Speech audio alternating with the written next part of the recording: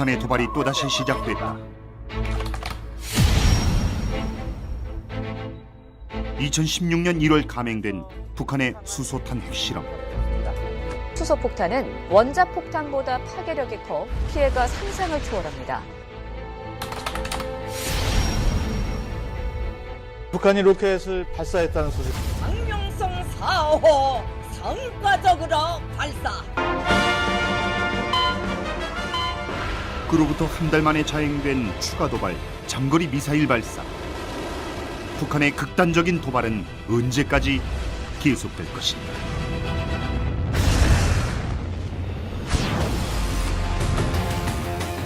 분단 이후 끊이지 않고 있는 또 하나의 전쟁, 북한 도발. 종전협정 이후 지난 60년 동안 북한은 지상은 물론 해상과 영공에 이르기까지 다양한 도발과 테러를 일으키며 대한민국을 혼란에 빠뜨리고 있다.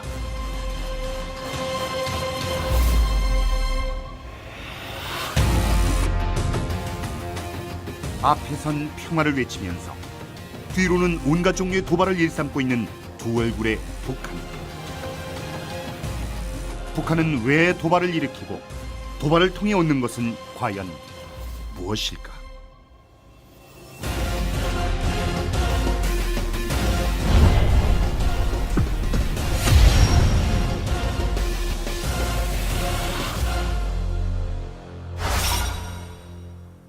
안녕하십니까. 북한 도발사 진행을 맡은 강명도입니다. 저는 여러분이 아시는 것처럼 평양에서 태어났습니다.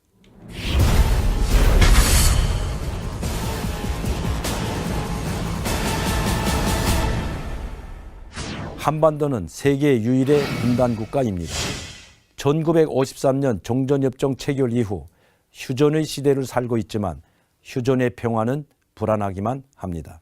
천안함 폭침, 연평도 포격 사건 등 대한민국을 향한 북한의 도발로 긴장이 사라지지 않고 있기 때문입니다.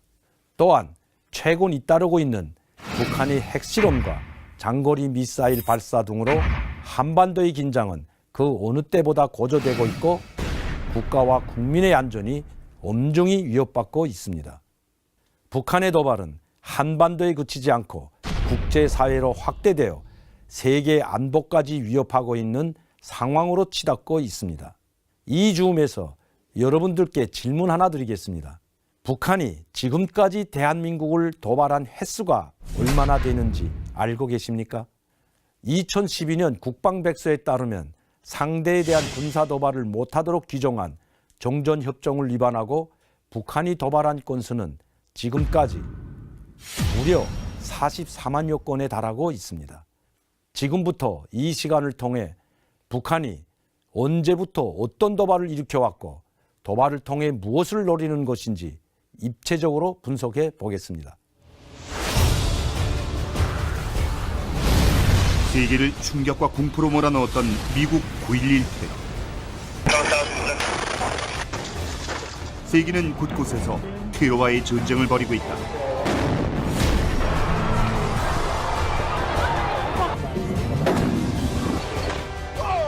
자신의 목적을 위해 폭행과 저격 등 무차별적인 폭력 행위로 상대를 공포에 빠뜨리는 행위, 테러. 막대한 피해를 낳으며 무고한 생명까지 앗아가고 있다.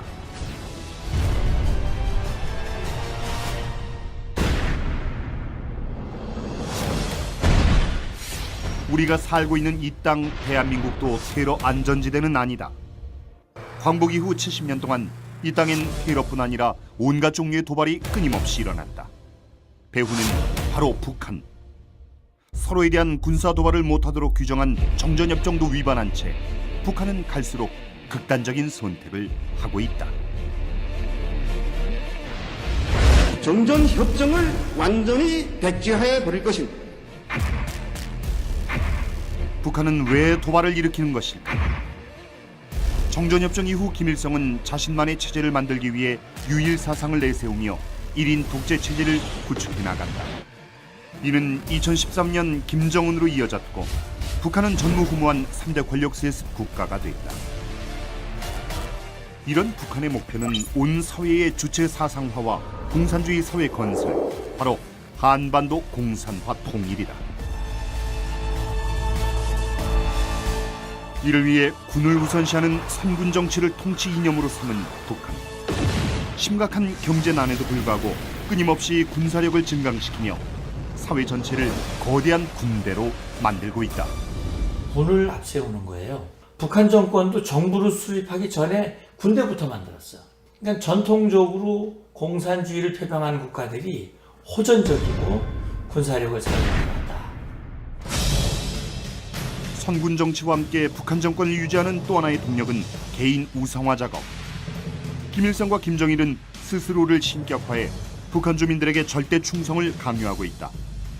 이를 바탕으로 강력한 독재국가 체제를 완성한 북한. 주민들에게 힘을 과시하고 체제를 유지시키기 위한 생존 수단으로 대남 도발을 일으키고 있다. 다시 말하면 대남적화라고 하는 목표, 그리고 그 목표를 지향해서 화전양면 전술을 적절히 구사하고 자기 내부적으로 이 군사력을 강화시키고 우리 대한민국을 향해서 통일전선 전술, 우리 내부에 친북 좌파들을 기르고 그들을 통해서 우리 내부를 혼란시키고 반정부 세력들을 키우고. 한반도 적화 통일과 체제 유지를 위해 자행되는 북한의 도발. 무장공비들을 휴전선과 해안으로 침투시켜 사회 혼란을 일으키는가 하면 기습적으로 남침용 땅굴을 파 대한민국을 큰 충격에 빠뜨리기도 했다. 뿐만 아니라 서해 바다를 중심으로 다양한 해상 도발을 일으켜 수많은 희생자를 낳기도 했다. 최근엔 핵 개발과 미사일 발사 등 극단적인 도발 양상까지 보이고 있다.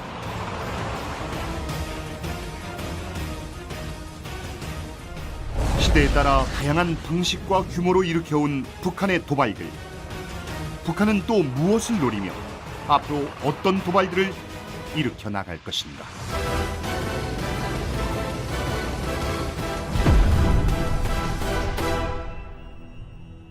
한국에 대한 북한의 도발은 북한 체제와 밀접히 연관되어 있다고 볼 수 있습니다.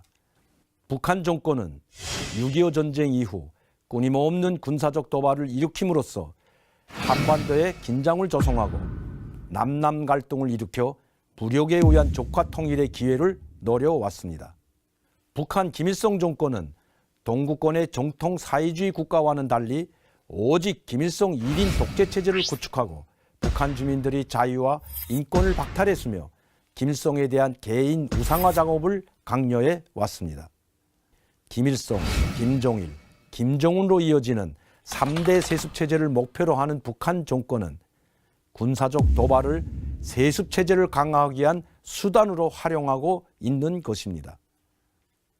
북한의 대남 도발 침투 사례를 살펴보면 다음과 같습니다. 1950년대부터 2010년까지 북한의 도발 건수는 약 3천여 건에 달하며 그 가운데 침투 도발이 1968건, 국지 도발이 1072건에 달합니다. 그 방법과 규모도 매우 다양했다는 것을 알 수 있는데요. 대표적인 사건들을 유형별로 살펴보면 다음과 같습니다. 아웅산 폭탄 테러, 항공기 테러 등 테러 도발이 10여 건, 땅굴을 비롯해 간첩과 무장공비를 비롯한 육상 침투 도발이 약 70여 건에 달합니다.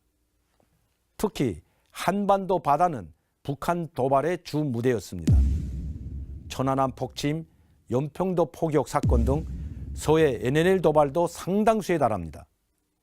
2000년대 이후에는 사이버 테러, 핵실험과 장거리 미사일 도발 등 북한 도발의 수단과 방법이 점점 더 직접적이고 공격적인 양상을 보이고 있습니다.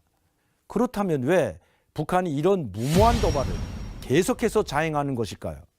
북한에게 도발이 중요한 이유는 한반도 긴장을 격화시켜 불안감을 조성하고 북한 주민들로 하여금 언제 전쟁이 일어날지 모른다는 위기감을 심어줌으로써 김정은 체제의 결속을 강화하려는 수단으로 사용하고 있기 때문입니다. 즉, 김정은 체제를 유지하기 위해서는 도발을 계속할 수밖에 없는 것입니다. 그렇다면 북한의 도발 언제 처음 시작된 것일까요? 많은 사람들이 6.25 전쟁이라고 생각할 테지만 북한의 첫 도발은 예상외로 광복 직후부터 시작되었습니다.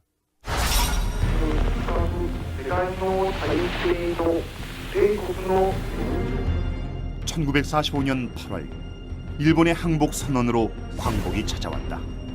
한반도는 감격으로 들끓었지만 온전한 해방은 아니었다. 며칠 후 38도선 북쪽엔 소련군이, 남쪽으론 미군이 들어오면서 한반도는 둘로 나뉘게 됐다. 두 점령군의 작전지역 구분을 위해 북위 38도선의 경계가 그어진 것이다.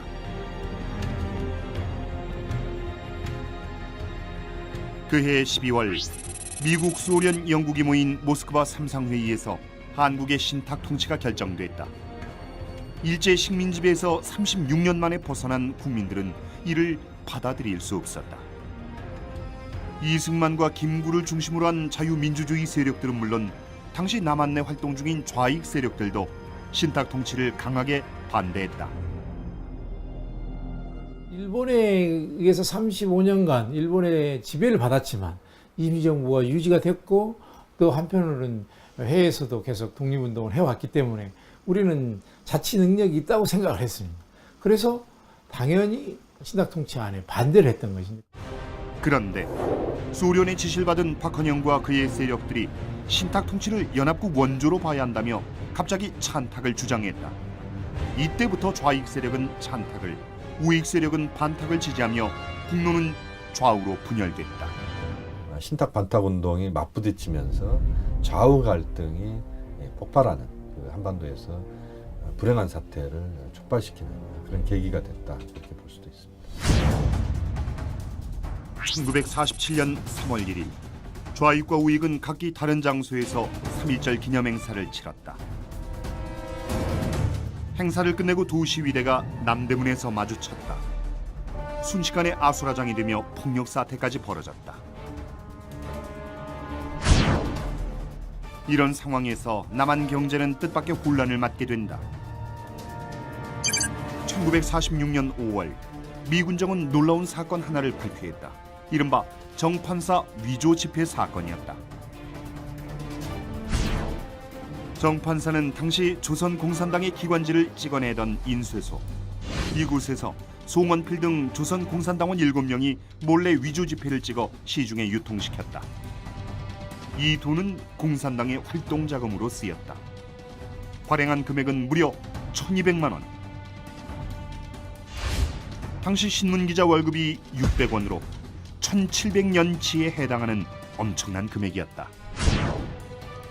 남한 경제를 혼란에 빠뜨리기 위해 거액의 위조 지폐를 시중에 유통시킨 것이었다.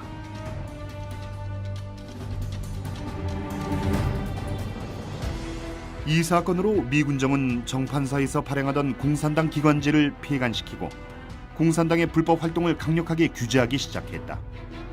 박헌영을 비롯해 공산당 간부에 대한 체포령도 내려졌다.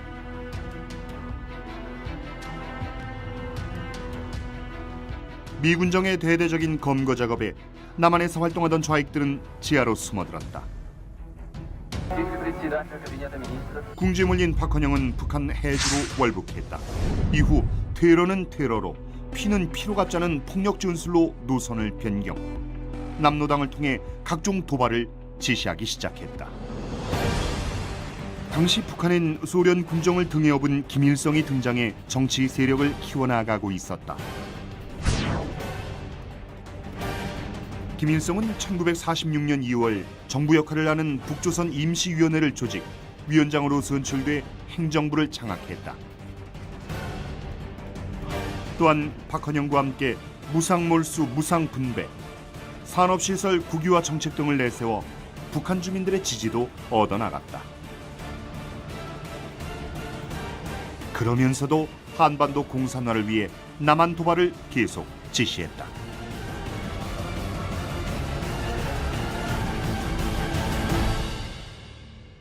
정부 수립 이전에 이 정부 수립의 주도권을 확보하기 위한 우리 내부의 많은 갈등들이 있었는데 그 갈등을 비집고 이 소위 공산 세력들, 특히 김일성의 사주를 받은 남로당 세력들, 그 남로당 세력들이 버젓이 활동을 하고 있었단 말이죠, 우리 내부에. 1946년 9월 창덕궁에서 괴한 2명이 이승만 박사를 권총 저격하는 사건이 발생했다. 다행히 미수에 그쳤지만 이는 시작에 불과했다. 얼마 지나지 않아 수도 경찰총감인 장택상을 겨냥한 수류탄 테러가 벌어졌다. 미군정청 경무부장 조병옥 역시 수류탄 테러 위협을 당하는 등 주요 인사에 대한 암살 위협이 잇따랐다. 경찰 조사 결과 범인들은 조선 공산당원이거나 그 산하단체인 민족청년동맹의 요원들이었다. 모두 김일성과 박헌영의 지시 아래 벌어진 도발이었다. 이들은 대대적인 폭동 시위도 지시했다. 1946년 9월부터 지역마다 파업이 이어지면서 25만여 명의 전국 노동자가 가담한 파업 시위로 발전됐다. 당시 한반도는 물가 폭등, 생필품 부족으로 서민들이 기아에 허덕이고 있었다. 이를 해결하기 위해 미군정이 쌀 배급제를 실시했지만 턱없이 부족한 배급량으로 민심은 갈수록 흉흉해졌다. 도발의 틈을 노리던 공산당에겐 절호의 기회였다. 공산당원들은 쌀 배급을 늘려달라는 등 선동 구호를 외치며 노동자들의 파업을 유도해 나갔다. 공산당의 선동으로 시작된 파업 조짐이 폭발한 곳은 다름 아닌 대구였다. 1946년 10월 1일 쌀 배급을 요구하던 대구 시위대가 경찰과 충돌을 빚으면서 무력 사태로 이어졌다. 시위는 순식간에 경상도, 전라도 일대까지 확산됐다.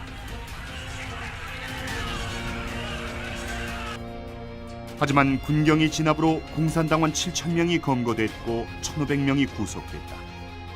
도발을 일으킨 공산 세력도 적지 않은 타격을 입은 것이다. 사회 혼란이 가중되던 1947년 11월 유엔군 한국임시위원단이 입국했다. 한반도의 통일정부 수립을 위해 총선거를 실시하기로 한 것이다. 그러나 적화 통일을 꿈꾸던 북한은 유엔군 임시위원회가 38도선 이북으로 들어오는 걸 거부했다. 어쩔 수 없이 미국은 유엔에 가능한 지역만 선거를 하자고 제안했고 그 결과 남한 단독 선거가 결정됐다. 선거일은 5월 10일이었다. 이에 남로당은 대대적인 무력 투쟁을 지령했다. 미군정에서 특별 경계령을 내릴 정도로 공산당의 선거 방해 공작은 격렬했다. 공산당원들은 선거운동이 시작되자 사제폭탄과 수류탄을 곳곳에 투척하고 선거에 참여하는 사람들에게 테러와 암살을 시도했다. 남한 단독 선거와 대한민국 정부 수립을 막기 위해 온갖 도발을 자행한 것이다. 유엔에서 결의한 총선거를 하지를 못하면은 대한민국이 태어날 수가 없잖아요. 그래서 그것을 이제 방해를 했고, 도발은 제주도에서도 일어났다. 350명의 좌익 무장대가 제주 경찰서를 공격한 것이다. 이른바 제주 4.3 사건이었다. 공격의 명분은 분단을 의미하는 남한의 단독 선거 반대. 미군정은 곧바로 섬을 봉쇄하고 국방경비대와 경찰 1,700명을 동원해 진압작전을 벌였다. 다음해 봄까지 계속된 진압 과정에서 무고한 제주 양민까지 희생되는 비극이 발생하고 말았다. 그러나 그해 10월 여수에서 공산 세력을 중심으로 한 또 다른 사건이 발생했다. 여수에 주둔하던 14연대의 좌익계 군인들이 반란을 일으킨 것. 이들은 제주도 무장대를 진압하라는 출동 명령을 거부하고 공산군에 협조하라는 구호를 외치며 반란을 선동했다. 반란의 불길은 순천까지 번졌고 여수 순천에 계엄령이 선포됐다. 진압을 위해 남한 병력 4분의 1이 동원돼 7일 동안 대치했다. 반란군과 좌익 세력들은 검거됐지만 공산 세력의 도발은 수많은 사회 혼란을 낳고 말았다. 공산주의의 사주를 받은 세력들의 폭동, 이런 것들을 통해서 우리 사회 내부를 혼란시키고 정부 수립을 방해하고 그런 공산주의의 세력 범위를 확산시키고자 하는 그런 일련의 조치들을 취한 것이죠. 1948년 5월 10일 공산당의 온갖 방해 공작에도 불구하고 남한에선 역사적인 총선거가 실시됐다. 건국 최초로 시행되는 첫 선거였다.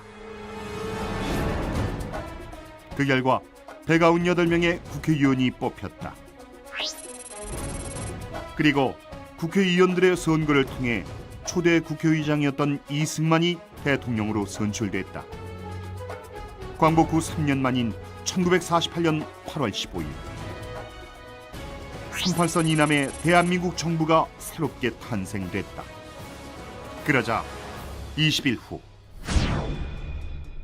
북한에서는 정권을 장악한 김일성이 기다렸다는 듯이 조선민주주의 인민공화국 수립을 선언했다.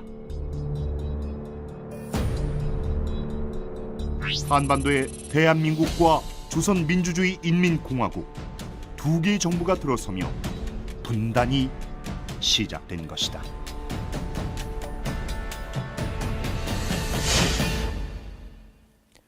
보신 것처럼 광복 직후부터 시작된 북한의 도발은 공산주의 속성에 그 뿌리를 두고 있습니다. 여기서 주목할 점은 당시 미 군정의 여론조사 결과인데요.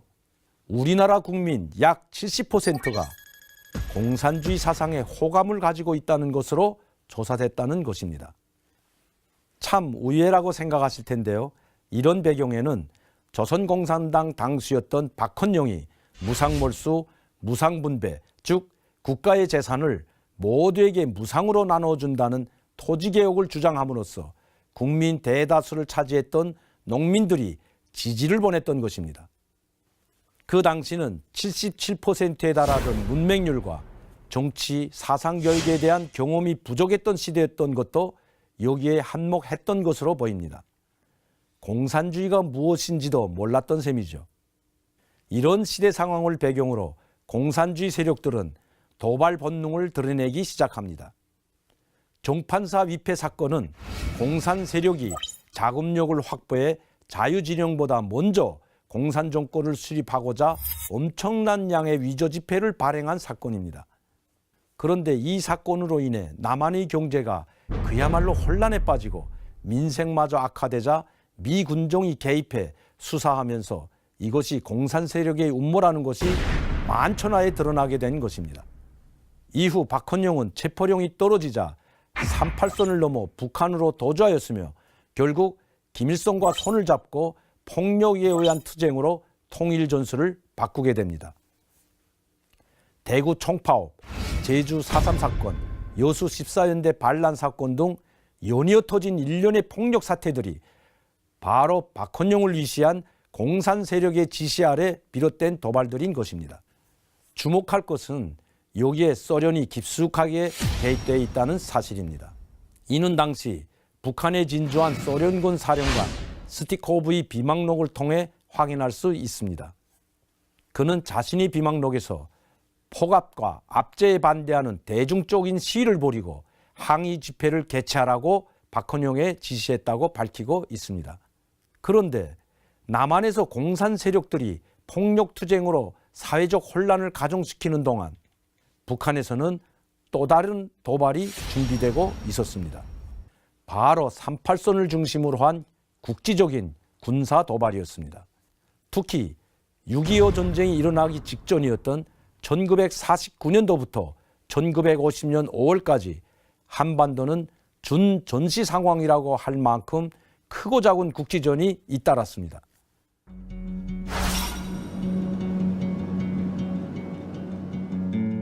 경기도 파주시 통일공원. 이곳에 조국을 위해 몸바친 10명의 영웅들을 추모하는 충용탑이 있다. 바로 6탄 십용사다. 그런데 이들은 6.25 전쟁이 일어나기 전에 전사했다. 대체 무슨 일이 있었던 것일까? 6.25 전쟁 발발 전인 1949년 5월, 천여 명의 북한군이 38도선을 넘어 개성 송악산 일대의 진지를 구축하고 있는 국군을 기습 공격했다. 전투 당시 북한군의 포격 때문에 아군은 고지에 접근할 수 없었다. 결국 6탄 공격법으로 적진을 파괴할 결사대를 만들어야 했다. 이들이 바로 6탄 십용사다. 6탄 십용사는 박격 포탄과 폭약을 안고 적진으로 들어가 북한군의 토치카를 박살냈다. 그들의 희생으로 송악산의 주요 고지를 무사히 탈환할 수 있었다. 그 무렵 북한의 군사도발은 이뿐만이 아니었다. 1948년 11월부터 1950년 3월까지 인민유격대가 지속적인 침투를 감행했다. 그 이유는 우리나라의 정치적, 사회적 혼란을 일으키기 위해서였다. 인민유격대 침투의 수는 10여 차례로 약 2,400여 명이 난파했다. 아무래도 북한이 기습 공격을 하든지 아니면 그 일대를 무력으로 수색을 하고 군사적인 시위를 하면 아무래도 이쪽도 움직일 수밖에 없거든요. 그 움직임을 통해서 상대가 어느 정도 전쟁 준비가 돼 있는지, 그리고 지휘 통제 체계라든지 통신 전달 체계가 어느 정도 수준에 와 있는지를 가늠할 수 있었기 때문에 북한으로서는 38선 충돌의 그 목적 자체가 6.25 전쟁을 일으키기 위한 어떤 중간에 효과적인 수단으로 썼던 것이죠. 광복 후 남과 북의 정권이 들어서자 유엔군의 권고로 남과 북에 있던 미군과 소련군이 철수하게 됐다. 그렇게 38도선을 기준으로 북쪽의 소련군과 남쪽의 미군이 철수하면서 한반도엔 국군과 북한군만 남게 됐다. 미군이 철수하자 북한군은 38도선 도발을 감행했다. 그 수는 1949년 1월부터 10월까지 563차례에 이른다. 그동안 내려온 병력은 무려 7만여 명이다. 이렇게 수많은 국지 도발을 일으키며 군사력을 키운 북한. 목적은 단 하나, 전쟁 준비였다. 그동안 김일성은 매우 치밀하고 계획적으로 전쟁을 준비해왔다. 북한 정부가 수립되기 6개월 전에 이미 조선인민군을 창설, 군사훈련을 적극 실시했다. 하지만 대한민국은 인민군 창설과 북한의 국지 도발이 전쟁을 위한 준비였다는 것은 전혀 알지 못했다. 1949년 3월, 김일성이 소련을 방문했다. 소련과의 조소 경제문화 협정을 맺기 위해서였다. 그러나 소련과 북한이 경제문화 협정을 맺은 이유는 따로 있었다. 이름만 경제문화 협정일 뿐 사실상 비밀 군사 협정을 맺은 것이었다. 이 협정으로 북한은 소련의 적극적인 군사 지원을 받기 시작했다.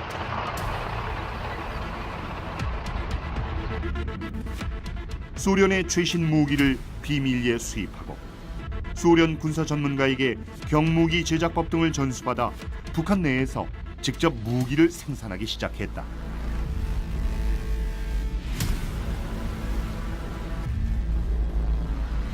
이렇게 진행된 소련의 군사 지원으로 비밀리에 전쟁을 준비하던 북한은 놀랄만한 군사력의 증강을 이루었다.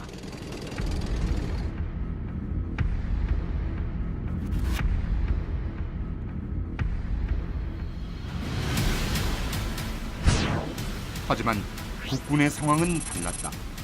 1946년 1월 국군의 모체가 되는 조선국방경비대가 창설됐지만 훈련이라곤 제식과 같은 기초군사훈련뿐이었다.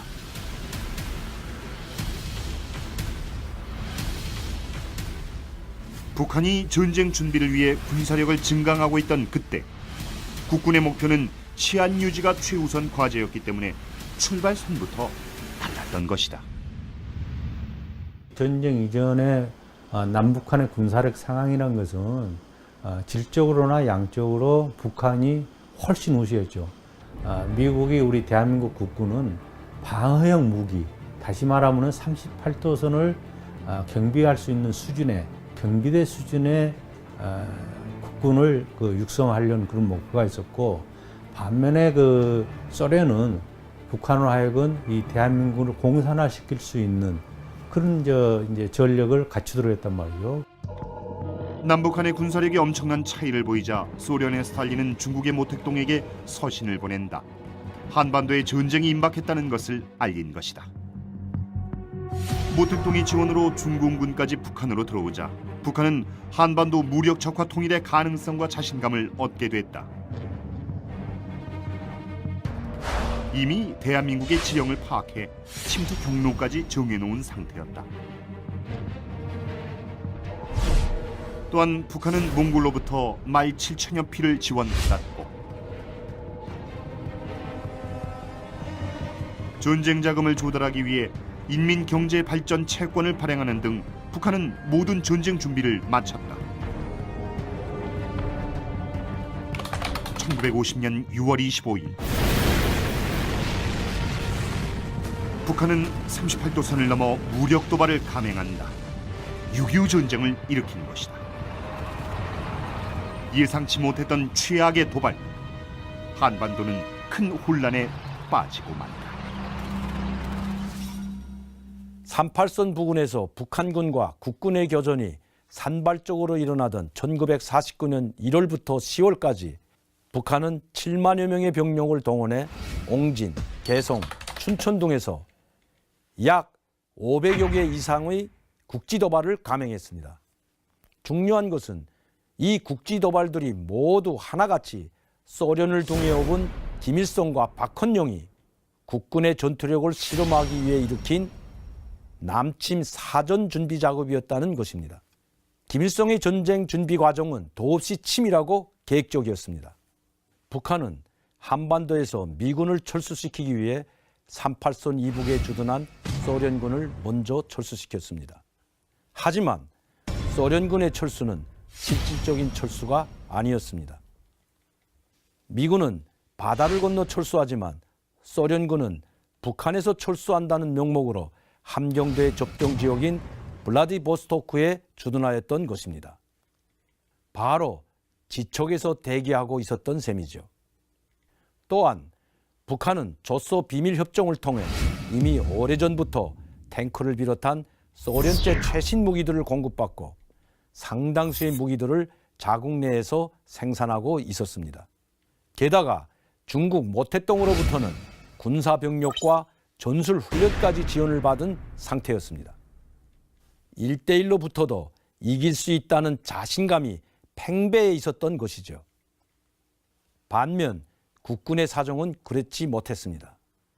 당시 한국의 병력은 북한군의 절반에도 못 미쳤고 탱크와 같은 최신 무기들은 한 대도 없었습니다. 함정과 항공기도 북한군에 비하면 초락이 굳이 없었습니다.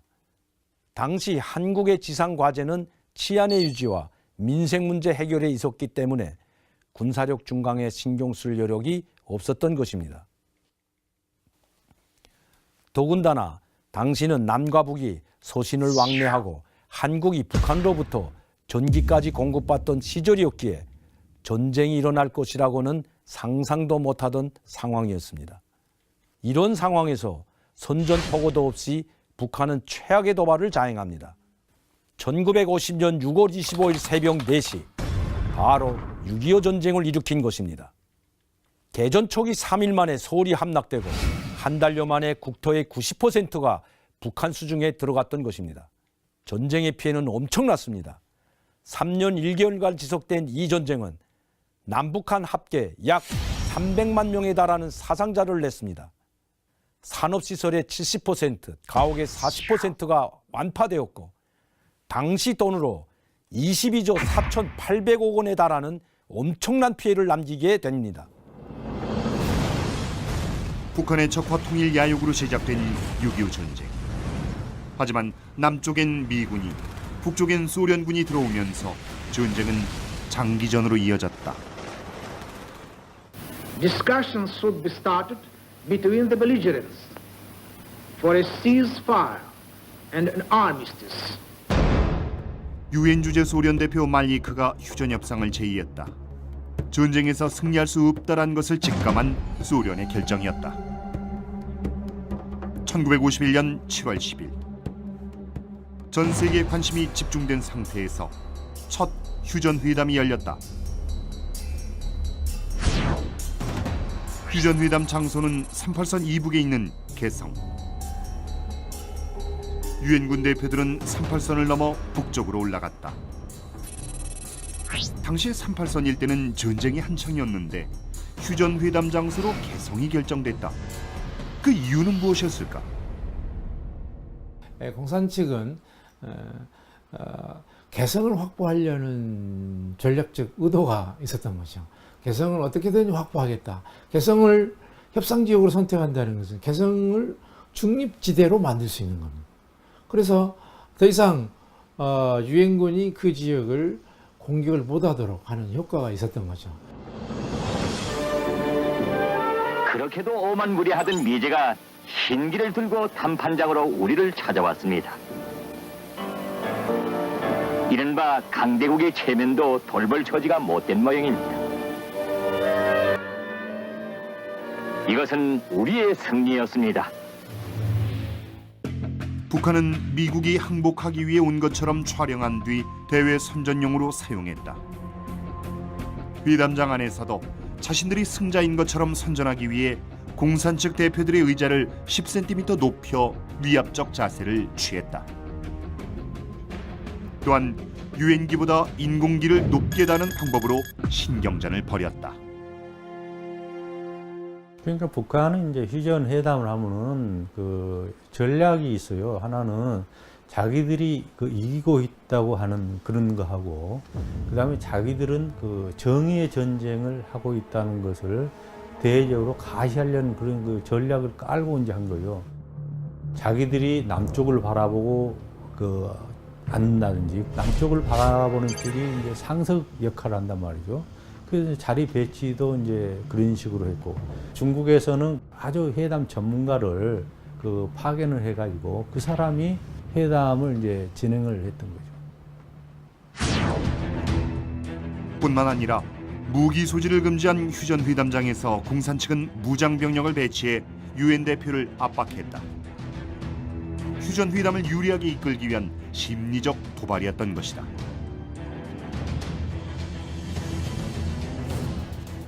회담은 쉽게 끝이 나지 않았다.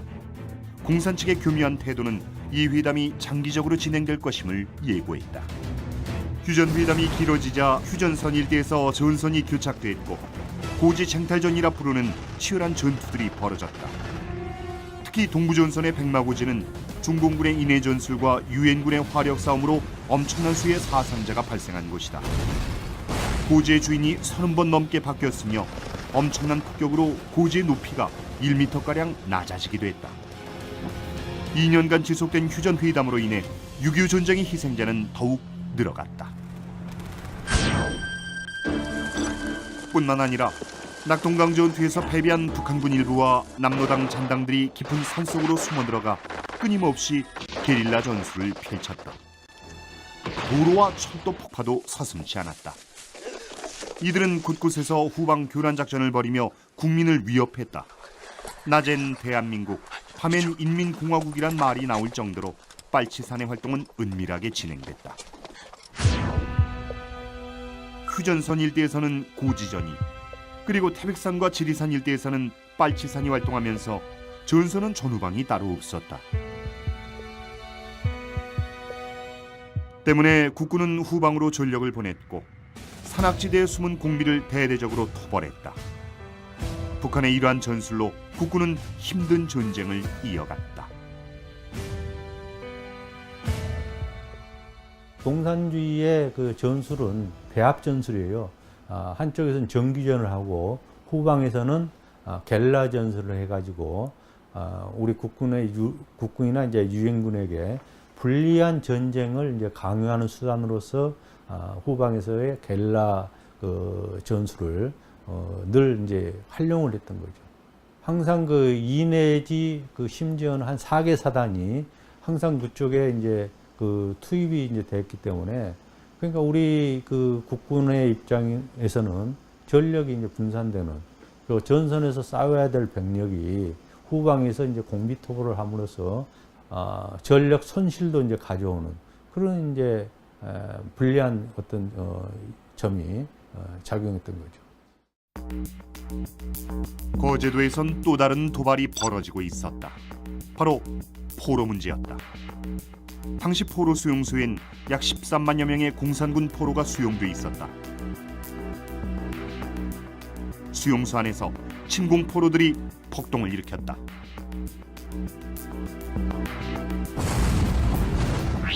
북한이 특수훈련을 받은 공작대원들을 친공포로로 위장시켜 거제도 포로 수용소로 침투시킨 것.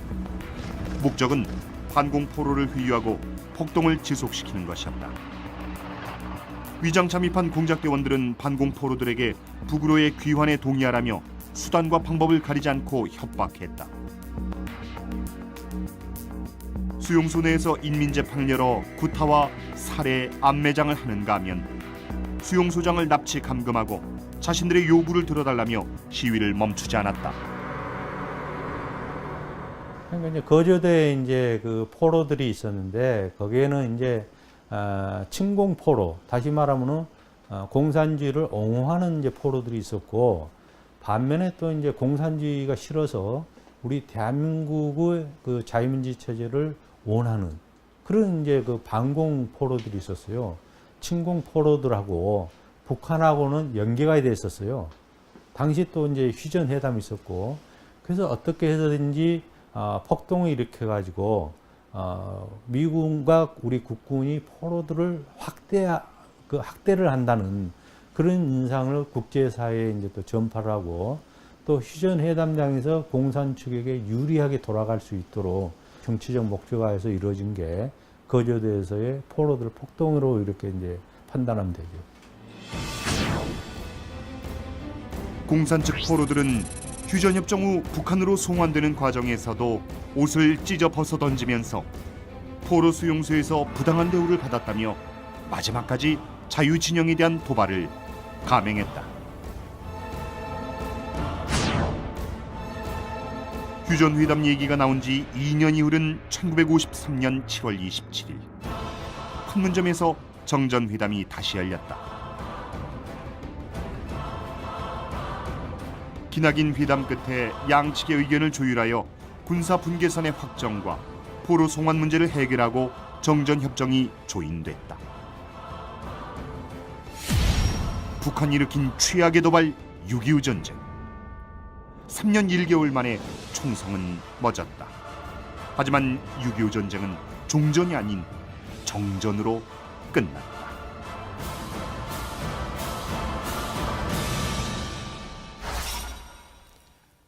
(1953년 7월 27일) 종전협정이 체결되었습니다. 종전협정은 족대 쌍방이 비무장지대 또는 비무장지대로부터 또는 비무장지대를 향해 어떤 족대 행위를 가하지 못한다는 내용을 담고 있습니다. 김일성은 종전협정이 체결된 1953년 이후부터 3년 동안 전후복구 계획을 실행합니다. 이를 위해 소련과 중국 등 사회주의 국가로부터 고액의 차관을 받아 중공업 우선 정책을 시행하는데요. 그 목적은 바로 무기 개발 등 군수 산업을 발전시키고 제2의 6.25 전쟁을 준비하기 위한 또 다른 시작에 나선 것입니다. 북한은 이렇게 발전시킨 군수 산업을 통해 자체적으로 탱크, 대포, 장갑차, 함정 등을 생산할 수 있게 되었습니다. 이렇게 만들어진 강력한 군사력을 이용해 각종 도발을 일삼으며 현재까지도 한반도 적화 통일의 야망을 이어가고 있고 종전협정의 합의사항을 명백하게 위반하고 있습니다. 그리고 최근에 와서는 종전협정 자체를 이행할 의지가 없다고 분명히 밝히기도 했습니다. 둘째로 조선 정전협정을 완전히 백지화해 버릴 것입니다. 이는 북한 스스로 전쟁 상태로 돌아가겠다는 의미에 다름이 없으며 최근 자행한 4차 핵실험, 장거리 미사일 발사 등을 통해 지금까지의 도발이 앞으로도 계속될 것임을 보여준다고 할 수 있습니다.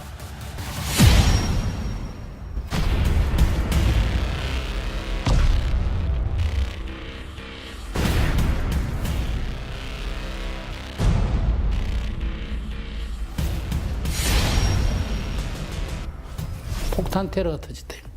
그 나중에 범인을 잡고 보니까 이북에서 보낸 사람이다. 단정할 수는 없는 거죠. 어떤 형태로 나타날지는 알 수 없다.